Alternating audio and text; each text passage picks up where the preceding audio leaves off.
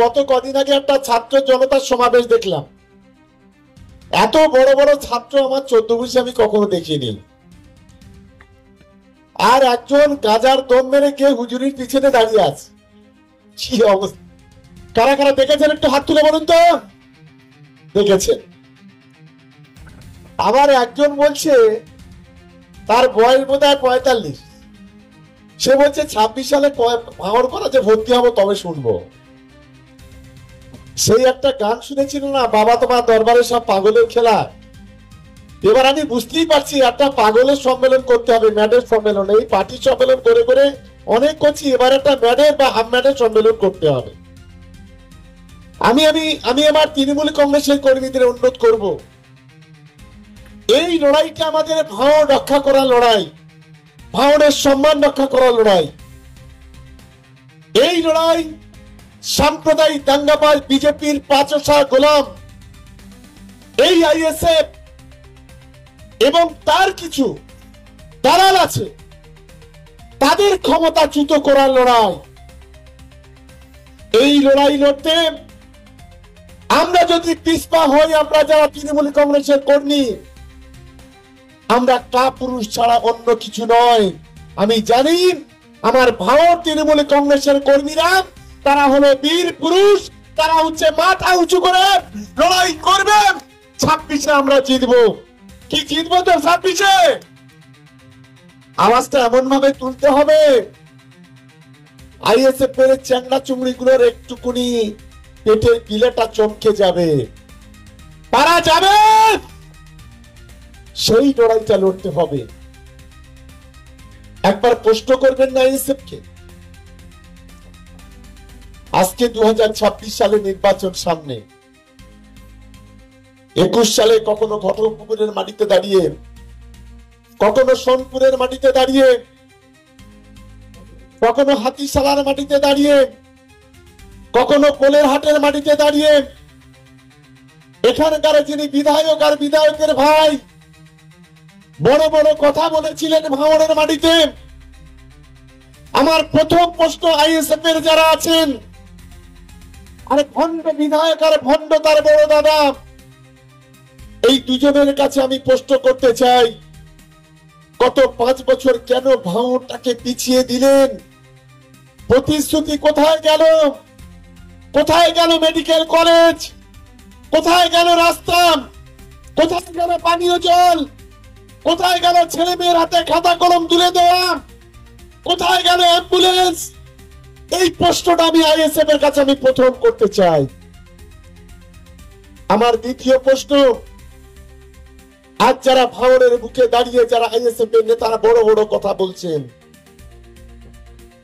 কি অপরাধ করেছিল আমাদের 3-3টে ছেলে যাদেরকে গুলি করে খুন করে দেওয়া হয়েছিল?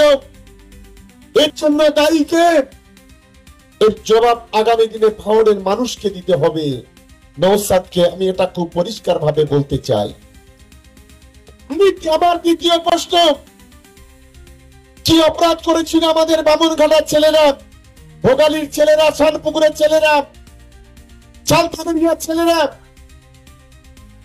আরো আমাদের 2-3টে অঞ্চলের ছেলেরা, 21 জন তৃণমূল কংগ্রেসের কর্মীকে যেভাবে তাদের মারা হয়েছিল, হাত পা ভেঙে দেওয়া হয়েছিল, জঙ্গলের পশু পর্যন্ত হার মানবে।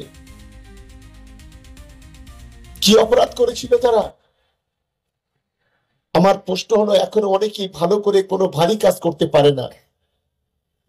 আইএসএফ আশ্রিত সমাজ বিরোধীরা এই ধরনের নক্কার তাণ্ডব চালিয়েছিল, তার জবাব আগামী দিনে কে দেবে?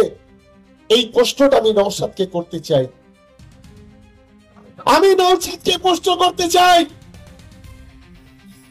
পঞ্চায়েত নির্বাচন হয়ে গেল, যেদিন ভোট গণনা হয় সেই ভোট গণনা দিনে সেদিন কেন কাঠালিয়াতে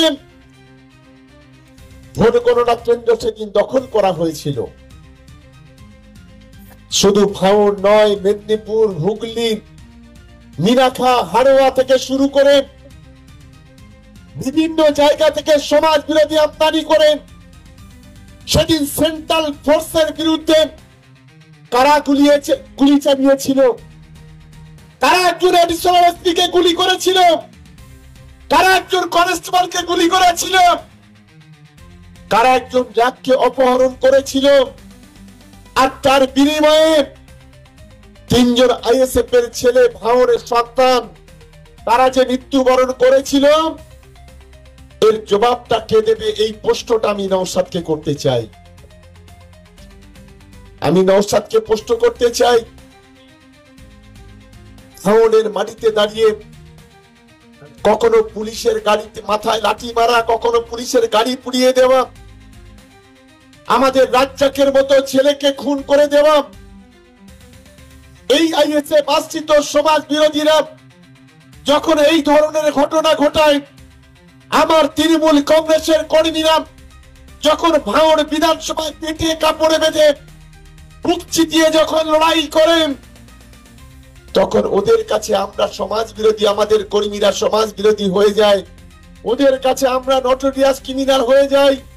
ওদের কাছে আমরা অনেক, আমাদের বাপ দাদা 14 পুরুষ পর্যন্ত গালাগালি করে। এর জবাব কিন্তু একদিন নওশাদ তোমাকে দিতে হবে, এটা অন্তত তোমার মনে রাখা উচিত। আমার প্রশ্ন, আজকের ভাঙড়ের বুকে যে অরাজকতা বিশৃঙ্খলার জন্য দায়ী কে? ভাঙড়ের বুকে খুন খারাপির জন্য দায়ী কে? ভাঙড়ের বুকে অনুন্নয়নের জন্য দাবি কে? ভাঙড়কে রক্তাক্ত করার মূল নেতা কে? এই প্রশ্নটা আমরা করতে চাই।